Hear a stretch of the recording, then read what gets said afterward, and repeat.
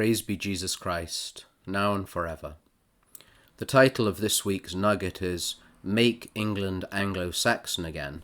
It might not fit conveniently on a baseball cap, but the phrase does, one must admit, have a certain ring to it. Some might even find it controversial, though I can't imagine why.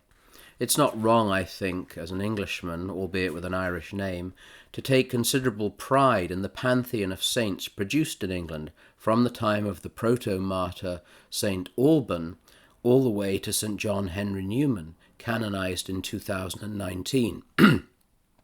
Yet when we look at the number of saints from the period before the Norman conquest, the English experience of the late unpleasantness or the war of French aggression, it's impossible not to be overwhelmed by the number and quality of the Anglo-Saxon saints. The Anglo-Saxons tended to use the term winter for the passing of the years. This year, for example, I've celebrated 59 winters, wondering if I'll make a 60th. So as Eleanor Parker says in her remarkable study of the Anglo-Saxon year, Winters in the World, the 600 summers and winters we call the Anglo-Saxon period were a formative time in English history. I'd heartily recommend Dr. Parker's book, as I often do, Winters in the World, A Journey Through the Anglo-Saxon Year. She conjures up a lost world, but a world which is like a half-remembered dream, a dream, I think, which can in some way be recaptured. There's much talk of a great reset by those who wish to reset in a damnable way. What's needed is a great restoration, and for the English, and I'd say for all English-speaking peoples, a connection and restoration of and with Anglo-Saxon culture and history, particularly the saints. Her central thesis in the book is the connection the Anglo-Saxons felt with nature and the seasons, and how that in turn seeped into the life of the church and the nation.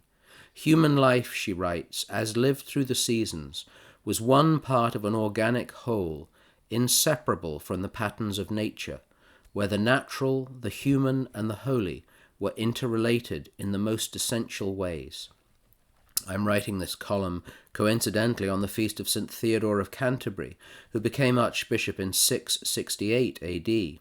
Theodore, as you know, was originally from Tarsus in Cilicia, the home of St. Paul, a highly learned monk, and the one who can claim to be the only Syrian Archbishop of Canterbury, accompanied by his monastic assistants in Hadrian, a North African. These two men, saints of the Anglo-Saxon Church, but not Englishmen, had an influence on the life of the English Church which can hardly be overestimated. St. Bede the Venerable, another of the giants of the English Church, described St. Theodore as the first of the archbishops whom the whole English Church consented to obey, stating, "Never had there been such happy times since the English first came to Britain." Here's our first clue for the Great Restoration, restoring those happy times. Saints Theodore and Hadrian set about the restoration of the English Church, the true and holy reset, by establishing learning and piety at the centre of church life. This is what we can do again for the whole church. The soul of man, said Sir Roger Scruton, is a local product rooted in the soil. There's our second clue.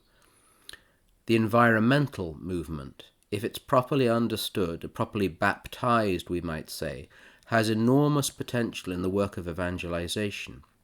It can't be left to the pagans and the pantheists.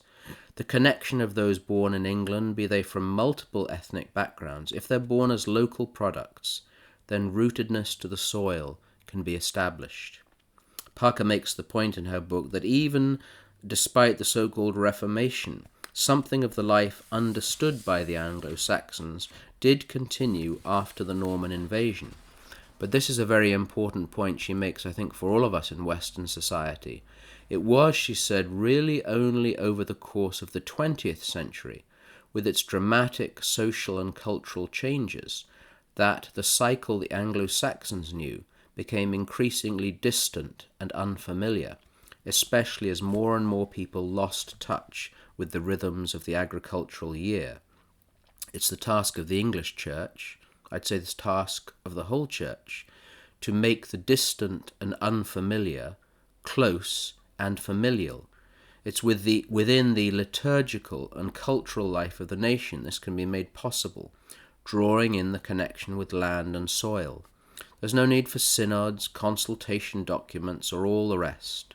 It was providential that in 1061, just 5 years before the awful conquest of William the Norman, Our Lady, dressed as a Saxon queen, appeared in Walsingham in Norfolk and asked for the Holy House to be built. When England returns to Walsingham, the saying goes, England will become Catholic again, and perhaps the whole English-speaking world. Brethren, rejoice, be perfected, be comforted, be of the same mind, be at peace, and the God of peace and love will be with you.